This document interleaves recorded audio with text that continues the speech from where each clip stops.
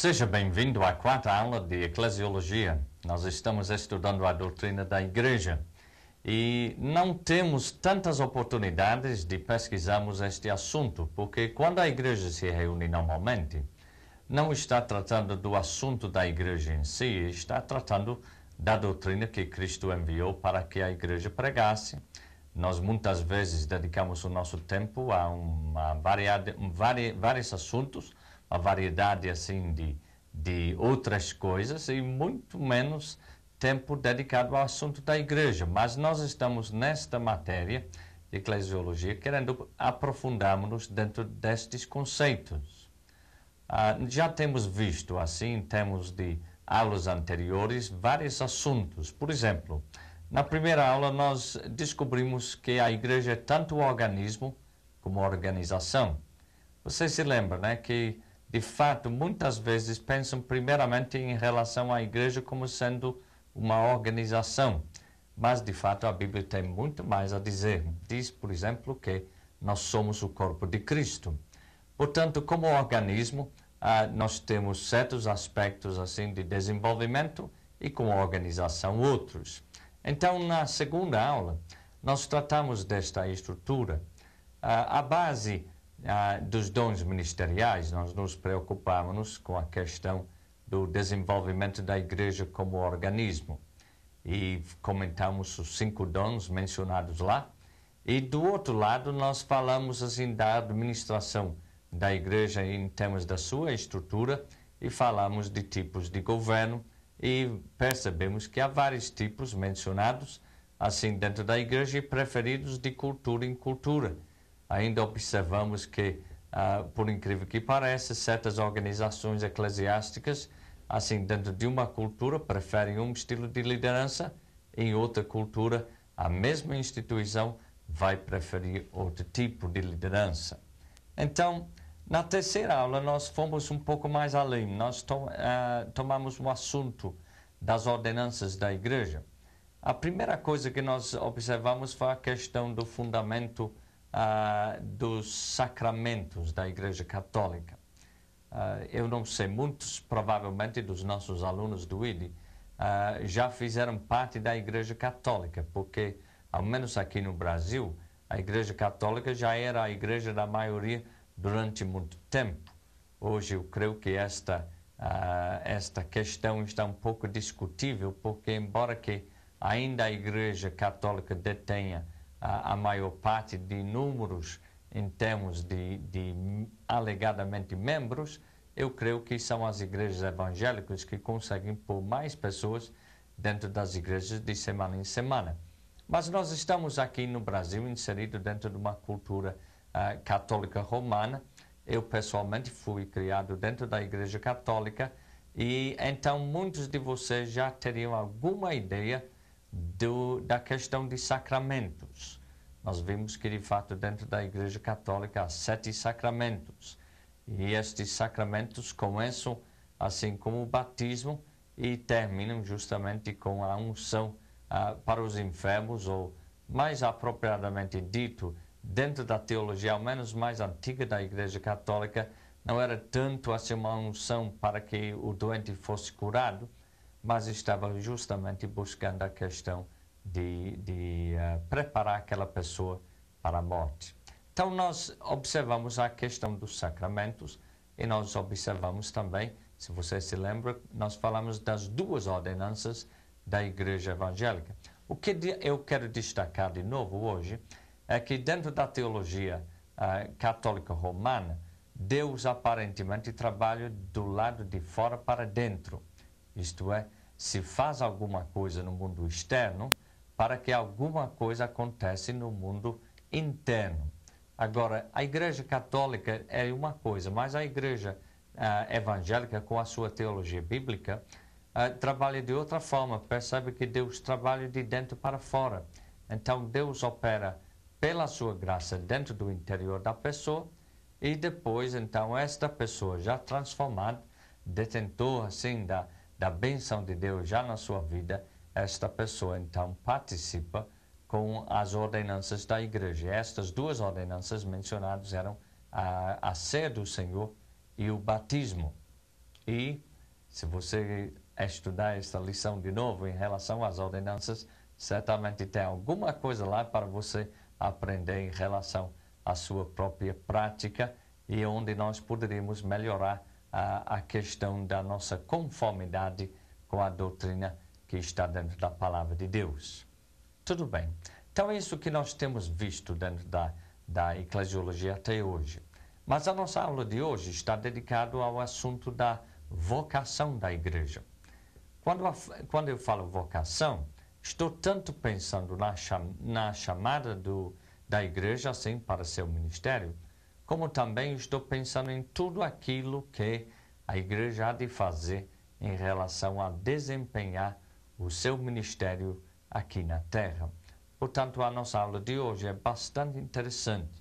A primeira parte da aula nós vamos falar assim desta chamada. O fato é que a chamada é o que produz a igreja.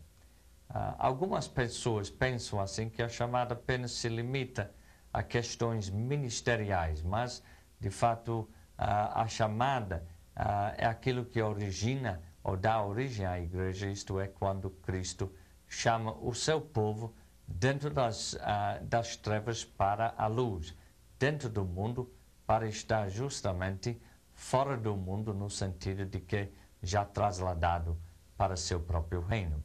Então, nós queremos pensar um pouquinho acerca da chamada, como Jesus opera esta chamada e os resultados desta chamada, e depois estaremos passando a pensar mais adiante na aula em relação aos próprios ministérios ou atividades que a igreja deveria cumprir para glorificar a Deus aqui na Terra.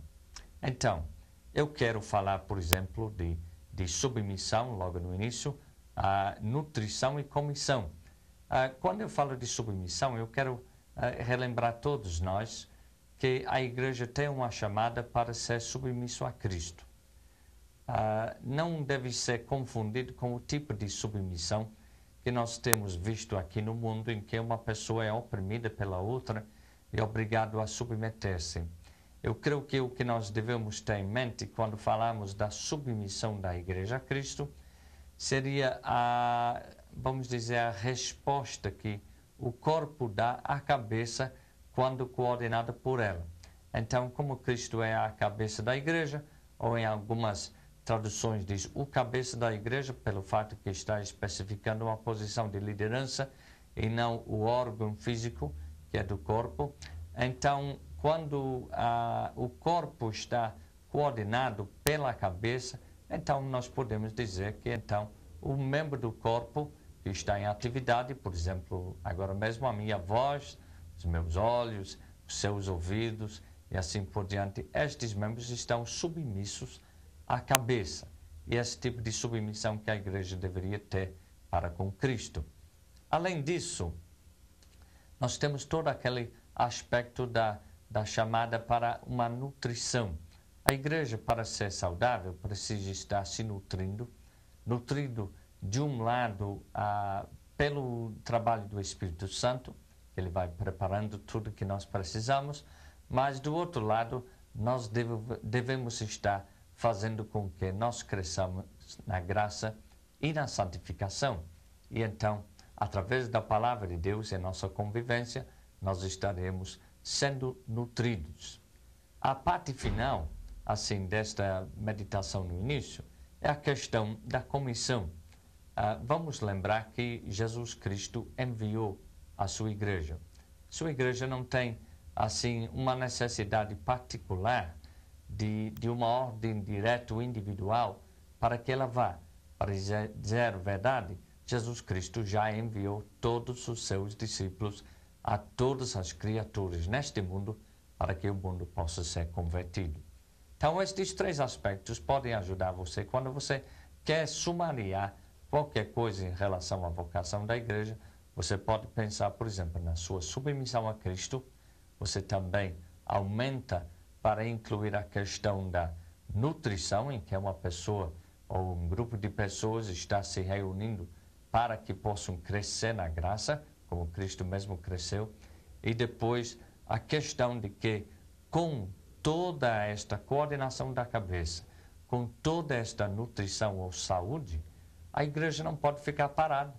E o projeto ID faz justamente parte do deslocamento da igreja do Senhor nestes últimos dias para cumprir aquele ministério que Jesus deu, isto é, ir por todo o mundo, ou ir para todos os lugares e ensinar todas as nações.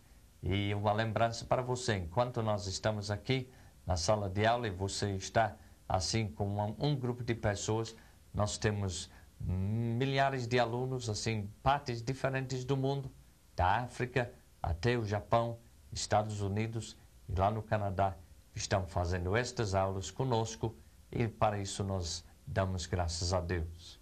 Agora, vamos para aquela primeira parte, o destaque da vocação. A palavra vocação tem tudo a ver com a questão de chamada. E a chamada, neste instante, não é para ministério, não é para você ocupar uma função. E vamos lembrar que, dentro da estrutura da igreja, nós observamos que sempre eram os dons das pessoas que haviam de ocupá-los ou ser a base da sua ocupação dentro da igreja e nunca deveriam estar à procura de qualquer cargo. Mas o nosso assunto de vocação, então, começa com este pensamento de Deus chamar uma pessoa para si, ou vamos dizer, mais corretamente, chamar várias pessoas para si. A palavra usada no Novo Testamento, que nós usamos a palavra igreja, por trás desta palavra portuguesa nós temos a palavra grega eclesia. E esta palavra trata de um grupo de pessoas que é convocado para reunir-se publicamente. E se nós não fôssemos nem mais um pouquinho além, nós poderíamos já assim relembrar todos de alguma coisa muito proveitosa. Isto é que a ideia de uma igreja invisível é válida no sentido de que nós sabemos que nem todos que são de Deus são manifestos. Mas nós temos que ficar bastante preocupados hoje em dia quando nós temos cristãos que dizem que fazem parte da igreja de Jesus que não se reúnem com outras pessoas. Por que é que nós devemos ficar preocupados? Porque a própria palavra eclesia fala de assembleia. Isto é, você é chamado de dentro de uma comunidade para se juntar com outras pessoas que semelhantemente foram chamados, para vocês deliberarem alguns assuntos, tomarem algumas posições e ter, assim, uma ação coordenada. Então, a ideia de alguém fazer parte de uma igreja que não fica, vamos dizer, dentro do grupo, nunca se junta com o grupo, é bastante problemático.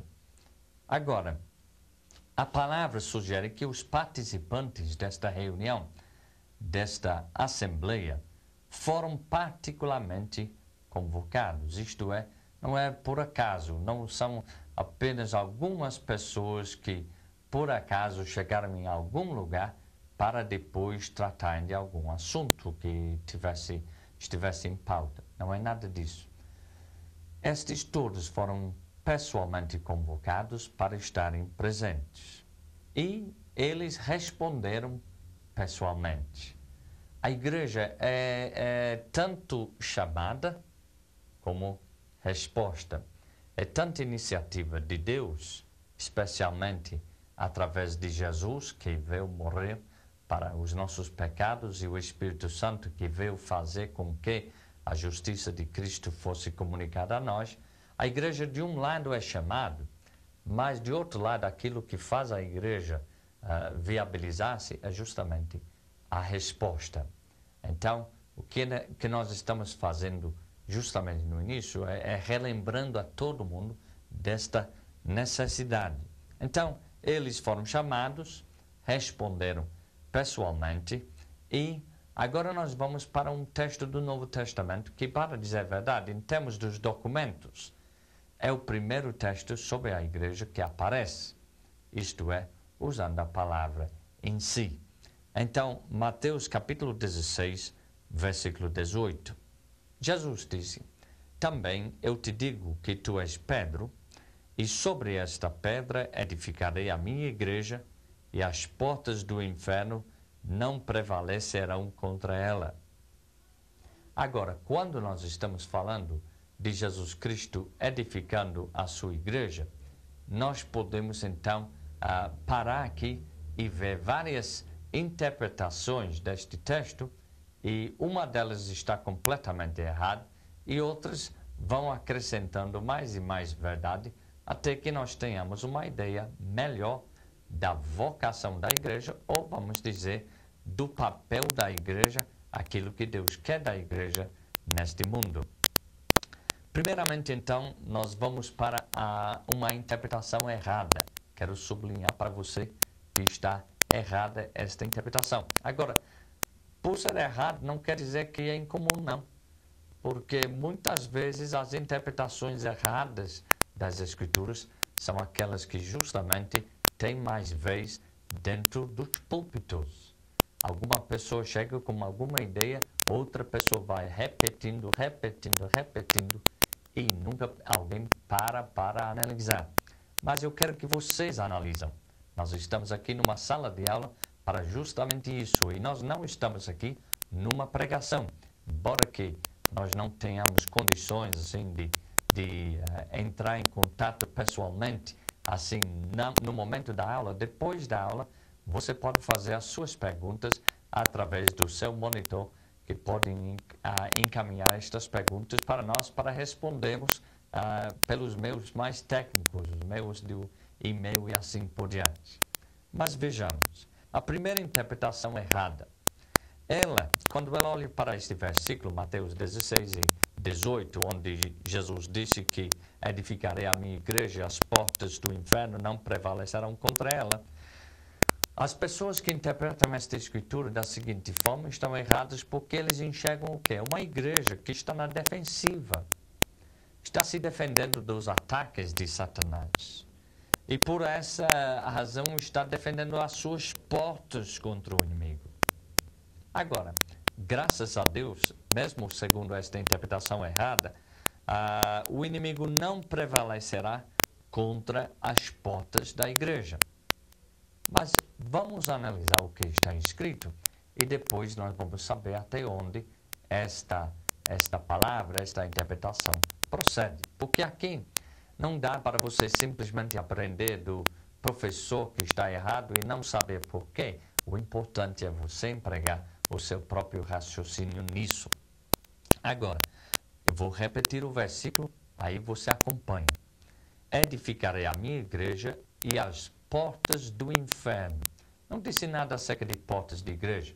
Eu sei que a tua igreja tem porta, eu sei que a minha igreja tem porta, eu sei que mesmo simbolicamente a igreja tem porta, porque Jesus escreveu para os crentes assim em Apocalipse capítulo 3 e 20. Ele disse que eis estou à porta e bato.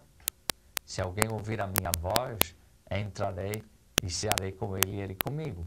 Então, obviamente, a igreja tem porta, mas nesse versículo a porta da igreja nem aparece. Então, alguém que interpreta este versículo tentando dizer que é a igreja que está se defendendo contra Satanás está redondamente enganado.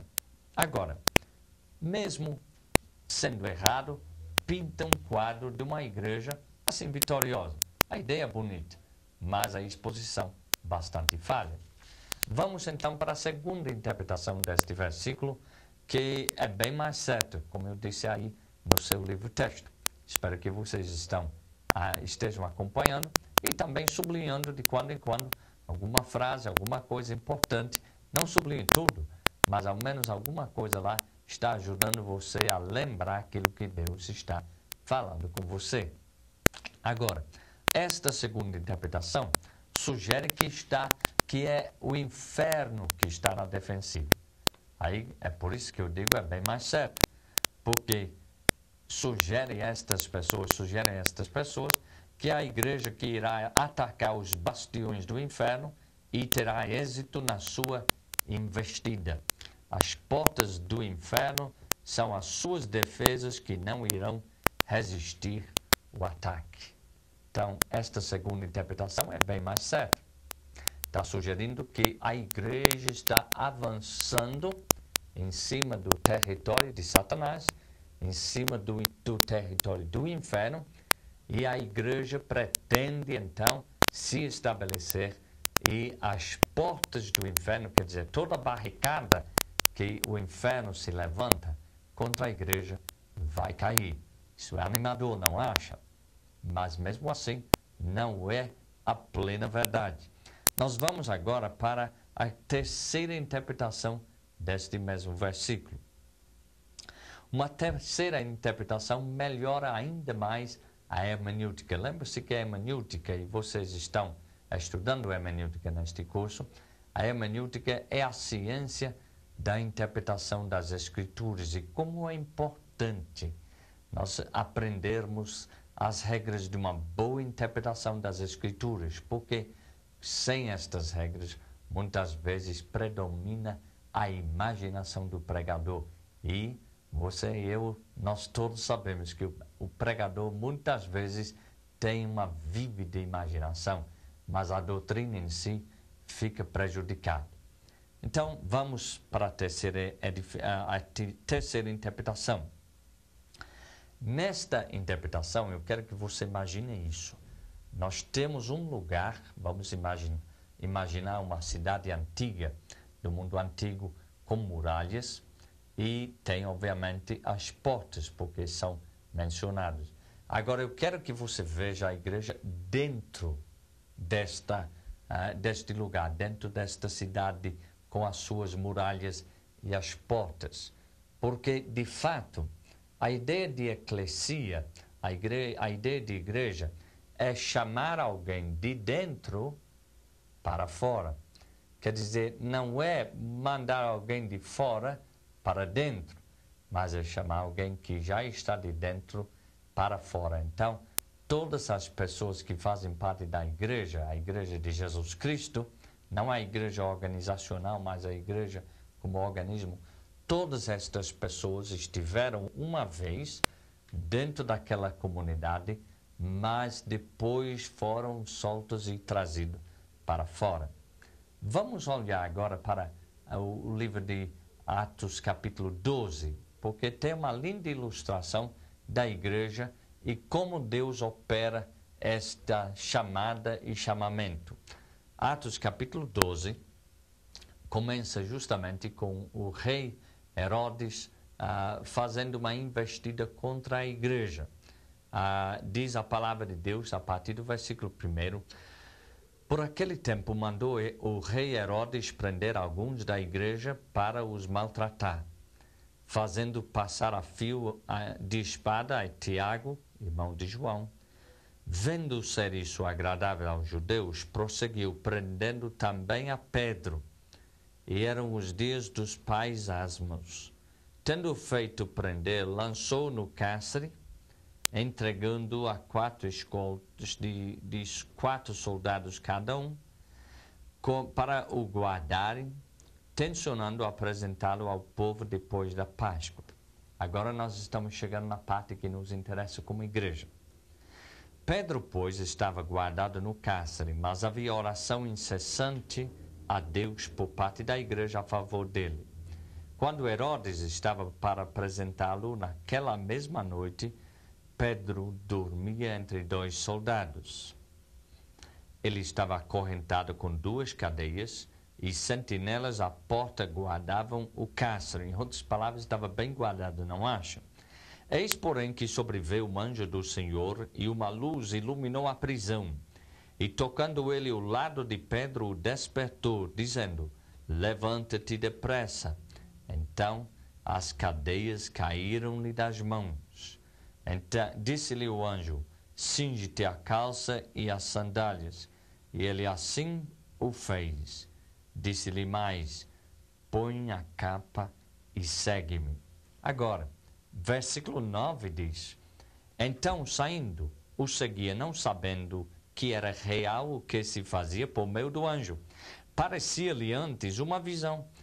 Depois de terem passado a primeira e a segunda sentinela, chegaram ao porto de ferro, que dava para a cidade, o qual se lhes abriu automaticamente, e saindo enveredaram por uma rua logo diante, o anjo se apartou dele.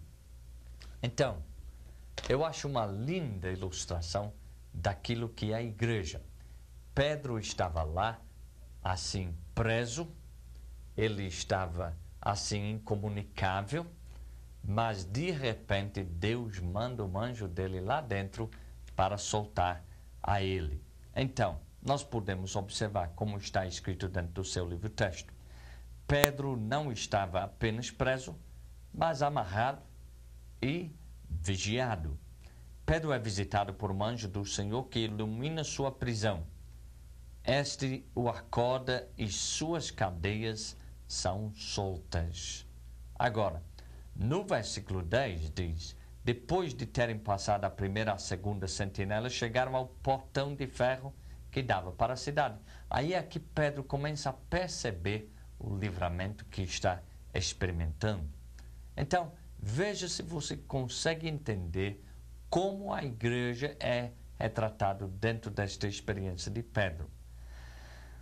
Assim como Pedro, fomos aprisionados pelo soberano deste mundo. Éramos no escuro, amarrados e vigiados.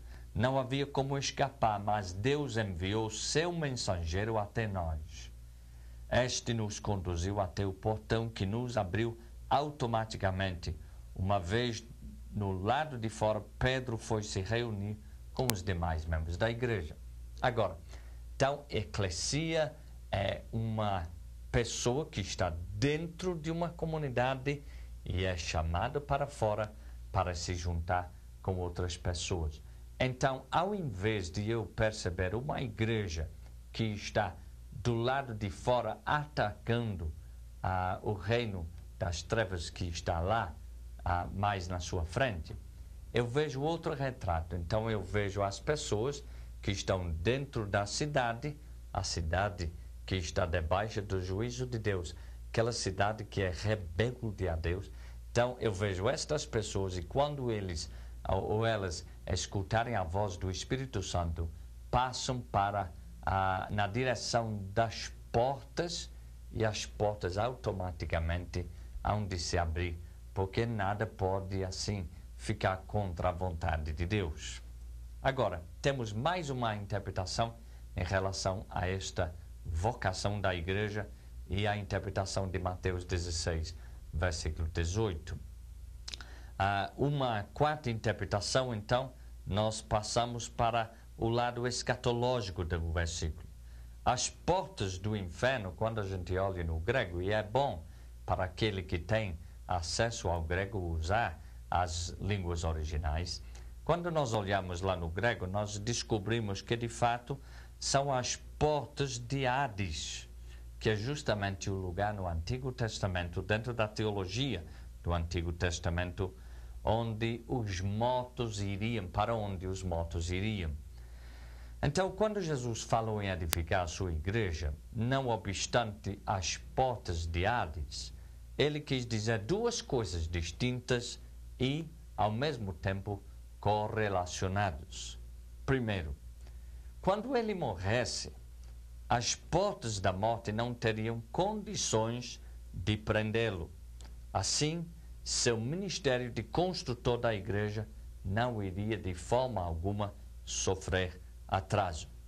Mas tem uma segunda coisa. A segunda coisa é que, sujeito à morte por causa do pecado, os membros da igreja de Cristo não seriam vencidos pela morte. Deu para entender? Nós somos sujeitos à morte, mas não seremos vencidos pela morte. É por isso que cada vez que nós fazemos um enterro de um crente que é evangélico, que é nascido de novo, nosso pensamento não é apenas no momento exato, porque, obviamente, a morte é uma inimiga. Obviamente, não é nada bom para aquela família, mas todos nós conseguimos nos transportar para além, porque nós sabemos que mesmo sujeito à morte por causa do pecado, a morte não prevalecerá contra a igreja. Então, foi isso que Jesus estava tentando dizer para seus discípulos. Quando chega aquela hora para Cristo convocar a Assembleia Geral da sua igreja, isto é, quando é hora de reunir todos os componentes da igreja, quando todas as pessoas de todos os tempos foram juntos, então, quando ele chama, até os próprios túmulos serão abertos, graças a Deus. Todas as pessoas terão condições de se aproximarem a Jesus Cristo, seu Senhor e Salvador. As portas da morte ou de Hades romper-se-ão e todos os túmulos dos justos serão abertos, e naquele instante a igreja subirá para estar em santo conclave com Cristo no ar. Porque lembre-se que a igreja é chamada de dentro para fora, mas não só isso, chamada de dentro para fora para estar reunido com outras pessoas. É justamente esta última parte que está faltando às vezes, e especialmente na eclesiologia moderna. Muito bem, então nós estamos entendendo a questão da convocação, a vocação da igreja, isto é, Jesus Cristo está chamando o seu povo, e nós temos visto algumas das coisas mais importantes em relação a isso. Eu gostaria de inserir só uma coisinha nessa altura da aula, que provavelmente você não tenha pensado nisso, e quem sabe você tem, mas não tem desenvolvido o pensamento. Eu quero dizer o seguinte, que se Cristo está a edificar a sua igreja, isto é, ele vai colocar a igreja assim dentro do seu plano, então é bom que nós percebemos que no momento cada um de nós, como membros desta igreja de Jesus Cristo, nós somos separados um do outro, e a missão de Jesus Cristo é juntar as peças individuais. Muitas pessoas pensam que quando os crentes chegarem no culto para o momento de comunhão, talvez seja a comunhão ao redor da palavra de Deus, ou comunhão em relação ao redor, vamos dizer, de um dos deveres da igreja, que é de orar. Muitas pessoas pensam que naquele momento estão sendo edificados e Jesus está edificando a sua igreja. Não deixa de ser uma bênção tudo isso. Mas nós percebemos que tem que ser muito mais do que ter todos os crentes num lugar. Nós temos que ver como estes crentes vão se interligar. E então, quando Cristo começa a nos juntar um como o outro dentro de ministérios de acordo com dons espirituais que estaremos estudando mais adiante, então é o momento que de fato nós vamos ficar mais sólida, mais unida, mais companheiro, mais irmão. Agora vamos para a parte que trata da missão da igreja, mas antes disso um pequeno intervalo.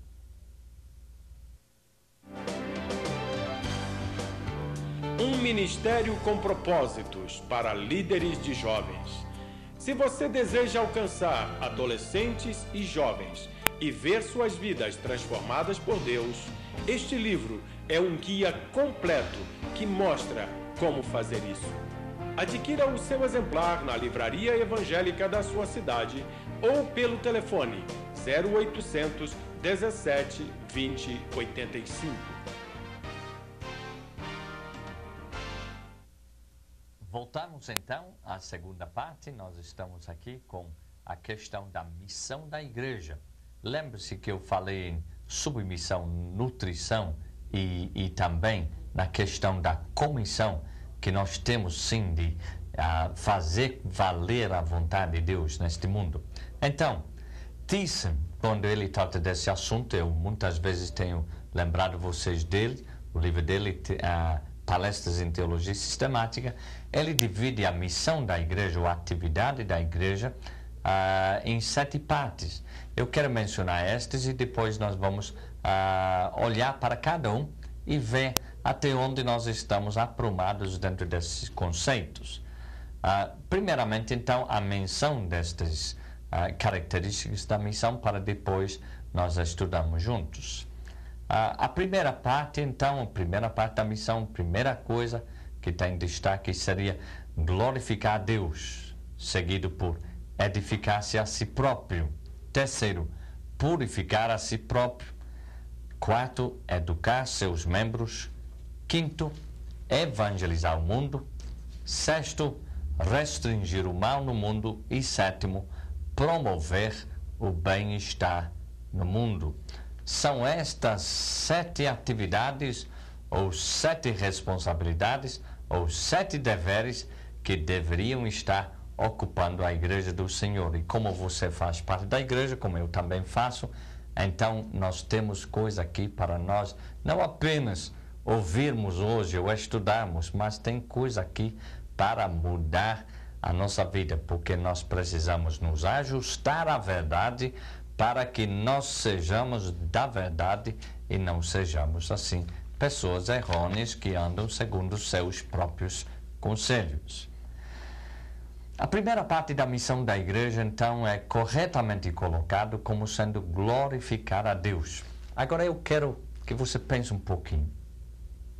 Você, naquilo que você está pregando, se você é pregador, ou naquilo que você está ouvindo, se você é uma pessoa ouvinte da palavra de Deus, ou membro que vai ouvir as outras pessoas pregarem, eu quero perguntar a você, se você tivesse que dizer que porcentagem das mensagens mencionam esta parte tão importante da glória de Deus, qual seria a sua resposta? Eu tenho para mim que muitas vezes os cultos e até as pregações estão mais dirigidos à questão do homem glorificar-se a si mesmo, ou talvez num vocabulário mais moderno, realizar-se a si mesmo, do que estar tentando fazer algo para a glória de Deus. Mas nós sabemos que é a glória de Deus que vai prevalecer e a glória de Deus a quem nós devemos estar prestando todo o serviço.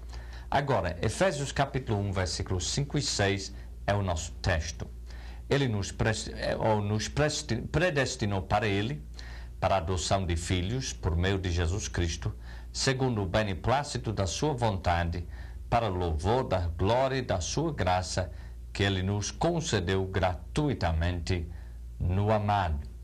Então, nós podemos dar graças a Deus que nós fomos predestinados para sermos filhos dele. Agora, para quem, com que intuito? Para que nós fôssemos, de fato, para o louvor e a glória dele e da sua graça. Isto é, para que as pessoas iam ver o nosso progresso, o progresso da nossa igreja, tanto como organização como organismo, e perceber este processo e dizer, glória a Deus, que satisfação ver o que Deus está fazendo nesse lugar. Agora, se isto está acontecendo, é muito bom. Agora, se do outro lado nunca aconteceu, então nós podemos dizer que como nós temos lugar para crescer nesta área. A segunda parte da missão trata-se dessa questão já mencionada da nutrição, da necessidade de crescimento. A igreja precisa nutrição, precisa estar comendo bem, bebendo bem, isto é, comendo da palavra de Deus e bebendo do Espírito Santo para que ela possa ser a mais saudável possível. Efésios capítulo 4, versículos 11 a 16, diz o seguinte: E ele mesmo concedeu uns para apóstolos, outros para profetas, outros para evangelistas e outros para pastores e mestres, com vistas ao aperfeiçoamento dos santos para o desempenho do seu serviço, para a edificação do corpo de Cristo, até que todos cheguemos à unidade da fé e do pleno conhecimento do Filho de Deus, à perfeita varonilidade, à medida da estatura da plenitude de Cristo, para que não mais sejamos como meninos agitados de um lado para o outro e levados ao redor por todo vento de doutrina, pela artimanha dos homens que pela astúcia com quem o induzam ao erro, mas, seguindo a verdade e amor, cresçamos em tudo naquele que é a cabeça, Cristo, de que em todo o corpo bem ajustado e consolidado pelo auxílio de toda a junta, segundo a justa cooperação de cada parte, efetua o seu próprio aumento para a edificação de si mesmo em amor. Então, o corpo tem que fazer com que o corpo cresça. Isso parece ridículo para você, mas não é. Vejamos assim o nosso próprio corpo físico. O nosso corpo físico recebe o alimento e distribui assim aquilo que tira do alimento para todas as células do nosso corpo. Graças a Deus por isso. Graças a Deus que está sendo igualmente e efetivamente distribuído. Então a igreja tem esta missão de crescer. Este crescimento pode ser numérico, pode, mas vamos lembrar que uma multidão nem sempre significa que um povo está mais perto de Deus. Aliás, quando a multidão ouvia Jesus em João capítulo 6 e ouvia mesmo o que Jesus queria dizer, ele já tinha alimentado 5.000 pessoas, então era um tempo muito bom, mas quando depois ele está assim a expor a sua palavra, o que acontece? A multidão cai fora e fica apenas o grupo dos discípulos, e Jesus é um pouquinho desconfiado deste grupo e por este motivo ele pergunta para saber se eles mesmos estão pensando em ir embora. Bom, nós sabemos que não foram embora porque nas próprias palavras de Pedro, somente Jesus tinha as palavras da vida. Graças a Deus. Agora, nós precisamos promover o crescimento do corpo. Quando pensamos da seguinte forma, isso pode ajudar. Eu provavelmente tenho alguma coisa que você está precisando. E é por isso que nós estamos juntos na sala de aula. Digo juntos assim em sentido relativo, porque eu de fato não estou na mesma sala com vocês, mas através do estudo do ID nós estamos juntos. Então, eu estou hoje suprindo alguma coisa que você, como povo de Deus, está faltando. Agora, ao mesmo tempo, dentro da comunidade de vocês, em termos da igreja, há pessoas dentro daquela comunidade que precisam ter acesso a seus dons espirituais e você, por sua parte, precisa ter acesso aos dons espirituais deles. Então, isso vai facilitar o crescimento. A terceira parte da missão é purificar-se a si próprio. Alguém vai estranhar isso dizendo, mas não podemos nos purificar, porque ao fim de tudo é o sangue de Jesus Cristo que nos purifica. Sim, eu sei disso. Mas a Bíblia já nos adverte que em 1 Coríntios capítulo 11, e nós tratamos disso na questão da ceia, da ordenança na aula anterior, 1 Coríntios capítulo 11, 28 a 31, diz algo em termos de cada um nos purificando. Deixa eu ler para vocês. Examina-se, pois, o homem a si mesmo, e assim coma do pão e bebe do cálice. Pois quem come e bebe sem discernir o corpo, come e bebe juízo para si. Esta eis a razão porque há entre vós muitos fracos e doentes e não poucos que dormem. Porque se nos julgássemos a nós mesmos, não seríamos julgados. Agora, o corpo se purifica, ou a igreja se purifica, quando ela torna-se refletiva e começa a avaliar a sua própria prática. Uma vez eu tinha a oportunidade de falar com um aluno que tinha me entregue uma xerox de um trabalho, uma parte em xerox de um outro aluno. Aí eu mostrei para este que tinha forjado o trabalho, isto é, que tinha trazido uma coisa que não era dele, passei para ele e fiquei lá em silêncio esperando.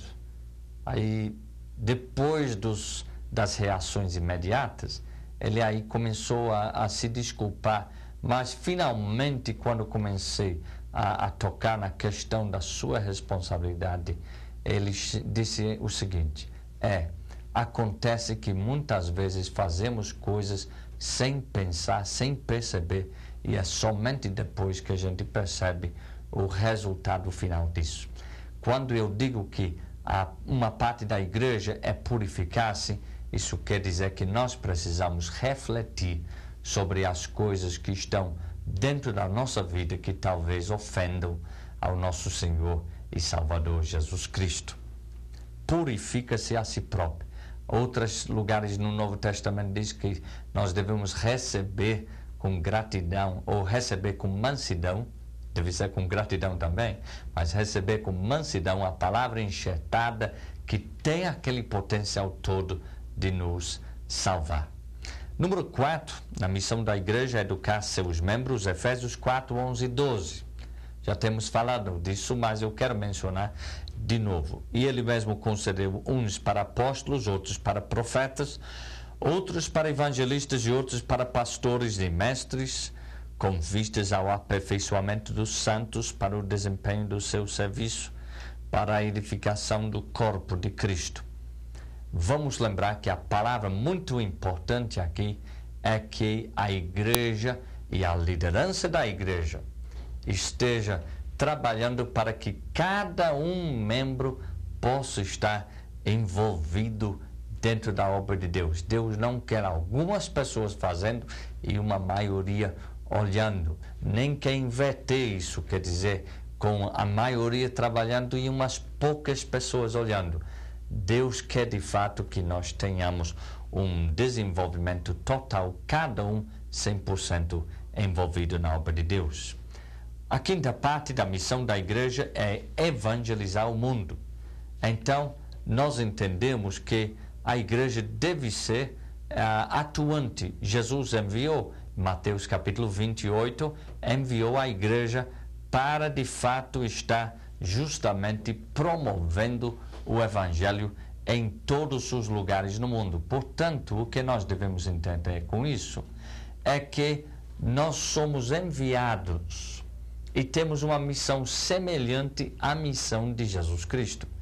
Vamos admitir uma coisa que talvez você não tenha pensado, isto é, que de fato Deus tem uma missão na igreja e a igreja, portanto, tem uma missão no mundo. Quer dizer, o que nós estamos fazendo no mundo não é uma ideia nossa, mas de fato faz parte da vontade de Deus, a missão de Deus dentro da igreja. Então, no Antigo Testamento, o Pai enviou o Filho. Agora, no Novo Testamento, quando ele veio, e depois de completar seu ministério, o que aconteceu? Quando ele subiu, o Pai e o Filho enviaram o Espírito Santo. Agora, a partir de Pentecostes, Atos capítulo 2, o que acontece é que o Pai, o Filho e o Espírito Santo agora estão enviando a igreja.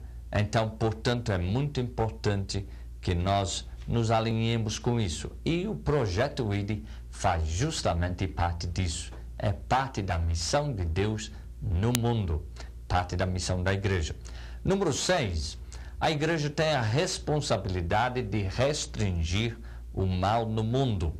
E, então, o que acontece é que, dentro daquilo que Jesus falou, em Mateus capítulo 5, e nós vamos abrir a palavra de Deus agora para as bem-aventuranças, nós vamos ver que Jesus deu para nós uma ideia da nossa missão neste sentido. Abra comigo a sua Bíblia e nós vamos para Mateus capítulo 5, primeiro lugar onde nós podemos achar as bem-aventuranças, e nós vamos ouvir o que Jesus falou em relação a este assunto, a partir do versículo 13.